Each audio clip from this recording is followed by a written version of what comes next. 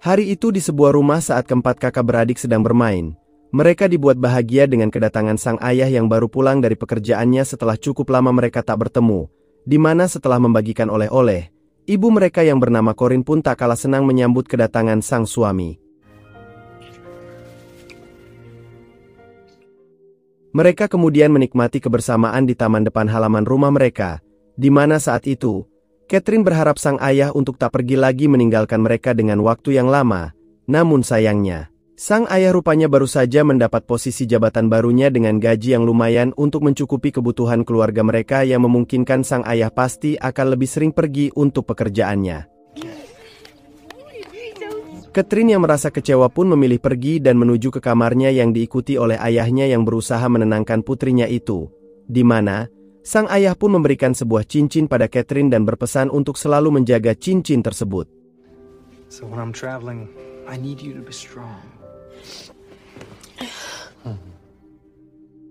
Malamnya, mereka bersiap mengadakan pesta sederhana untuk merayakan naik jabatan sang ayah. Namun ketika mereka hanya tinggal menunggu kepulangan sang ayah yang sedang keluar rumah, datanglah seorang polisi yang menyampaikan kabar duka terkait sang ayah yang baru saja mengalami kecelakaan mobil dan tewas di tempat yang jelas membuat Catherine dan yang lainnya merasa terpukul mendengar kabar itu. There's been an accident.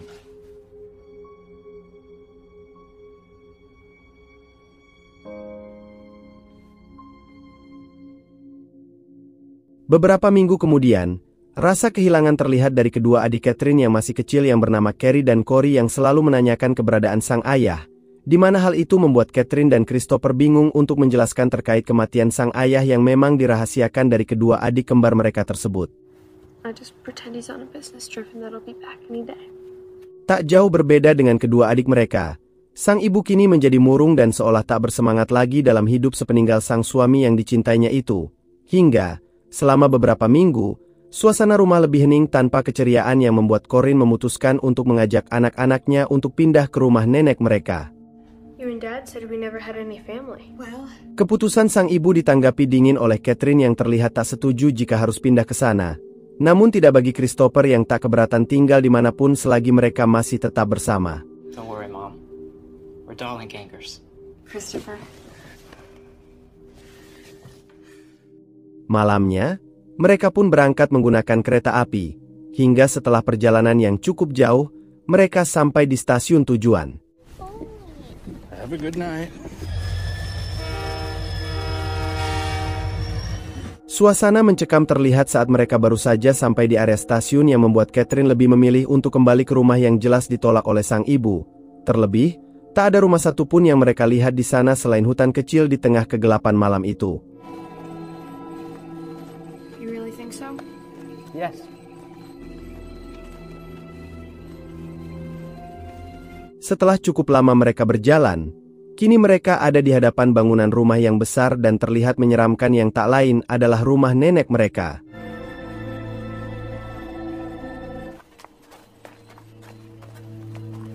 Sampai di sana, sang nenek yang bernama Olivia menyambut kedatangan mereka dengan ekspresi datar dan sikap dingin yang selaras dengan suasana rumah yang begitu mencekam.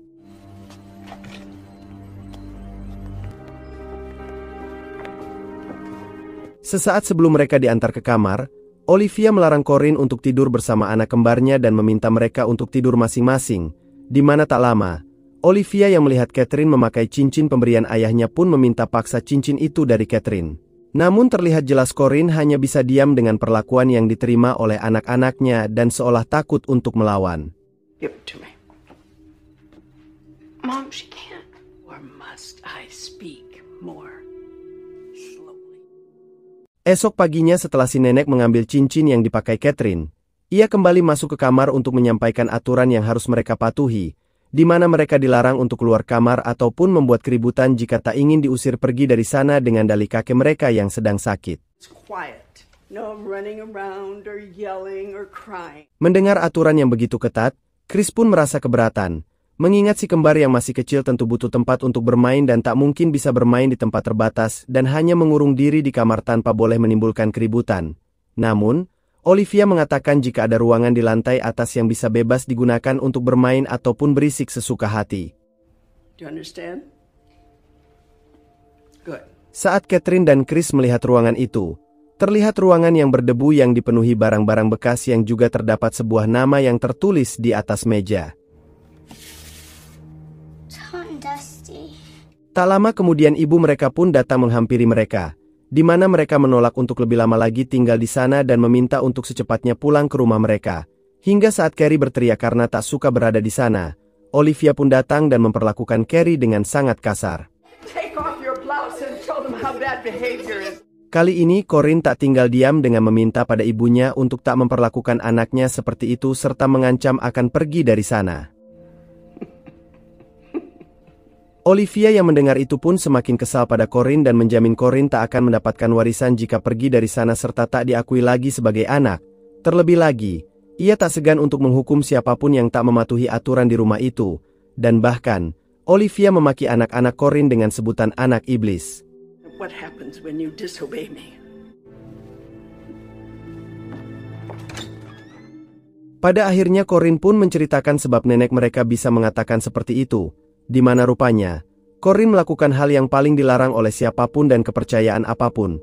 Ketika Corinne yang saat masih muda menikah dengan adik dari ayah Corinne yang tak lain adalah pamannya sendiri yaitu ayah dari Catherine, Chris, dan kedua adiknya.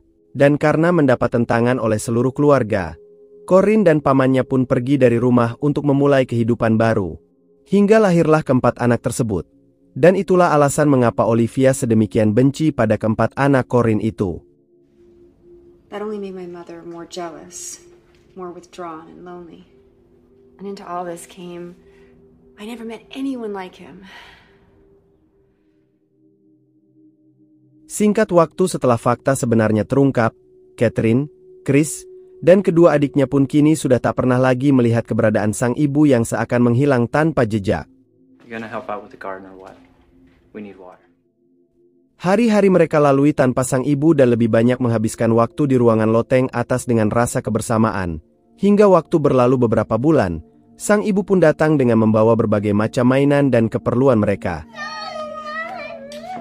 Alih-alih menunjukkan rasa rindu pada sang ibu, Catherine yang kesal justru bertanya kemana saja selama ini sang ibu menghilang, di mana saat itu, Corinne menyebut jika ia tak lama lagi akan menikah dengan seorang pria kaya raya.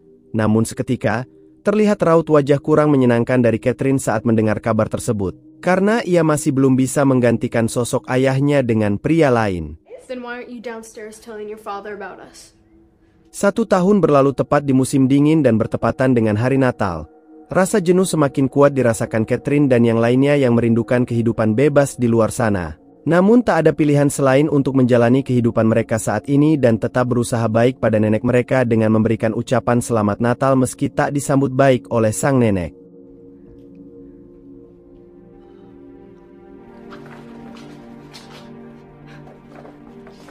Tak lama kemudian, suasana bahagia terlihat saat Corinne datang untuk merayakan Natal bersama mereka sekaligus memberi kabar jika ia akan mengadakan pesta sederhana di rumah itu yang akan didatangi oleh para orang-orang kaya termasuk calon ayah baru mereka. Bahkan, Corinne pun mengajak mereka untuk ikut bergabung di pesta itu meski tak secara langsung. Karena Catherine dan Chris hanya diperbolehkan untuk bersembunyi di kolong meja tempat persediaan minuman pesta itu berada.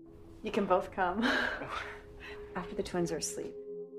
Di tengah pesta yang dihadiri para tamu undangan, Catherine dan Chris yang saat itu sedang berada di kolong meja minuman pun penasaran dan mencoba mengikuti ibu mereka yang saat itu sedang bersama calon suaminya yang bernama Bat yang nyaris saja memburu nafsu mereka. Namun saat itulah, Corinne akhirnya tahu dan marah saat kedua anaknya terus mengawasinya. If you ever do that again.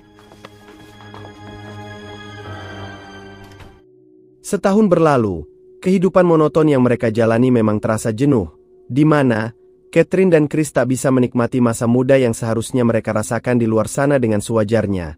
Namun, di satu momen yang nyaris membuat mereka bercocok tanam, nafsu keduanya harus tertunda oleh kedatangan dua adik mereka. We gonna outgrow things. Beberapa tahun kemudian, sang ibu kembali datang dengan membawa kabar jika ia kini telah menikah.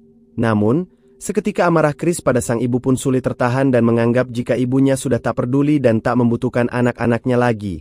Bahkan, Chris menilai jika sang ibu hanya ingin mendapatkan warisan dari Olivia yang diketahui jika syarat untuk mendapat warisan itu adalah Corinne dilarang memiliki anak.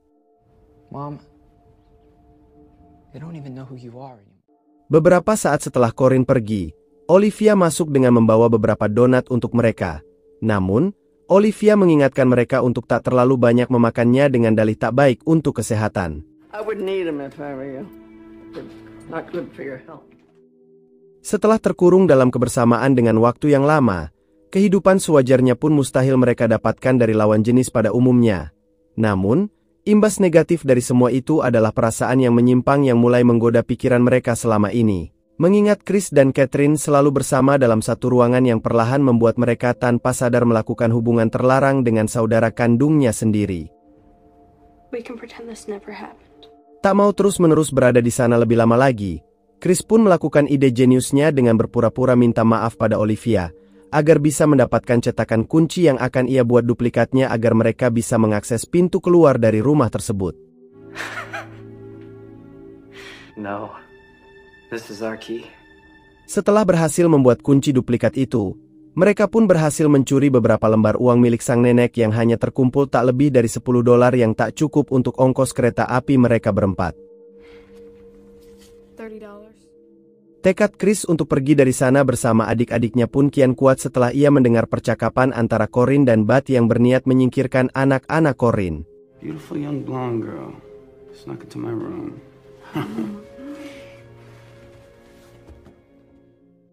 Beberapa hari kemudian, mereka harus berduka saat Cory adik mereka meninggal yang diduga mengalami keracunan makanan, di mana saat itu, Corinne datang ke kamar dan menampar Catherine karena dianggap tak bisa menjaga adiknya.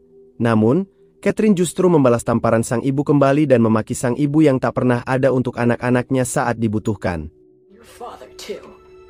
You won't inherit one damn penny.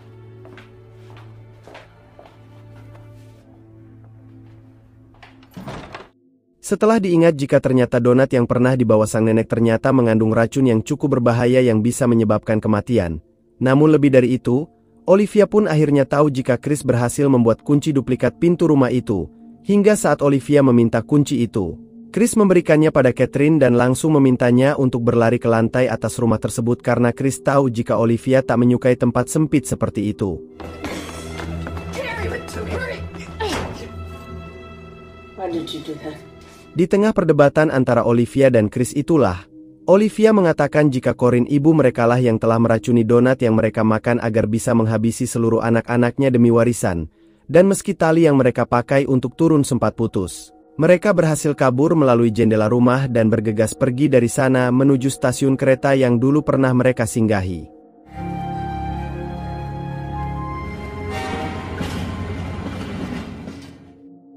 Dalam perjalanan itulah, mereka tak pernah membayangkan jika kepindahannya ke rumah sang nenek justru membuat keutuhan keluarga mereka hancur. Terlebih apa yang dilakukan Chris dan Catherine selama di sana jelas tak menutup kemungkinan jika mereka akan mengulangi apa yang pernah dilakukan ibu mereka dulu dengan menjadi generasi penerus perkawinan sedarah. For the first time in a long time, but someday we'd see Mama.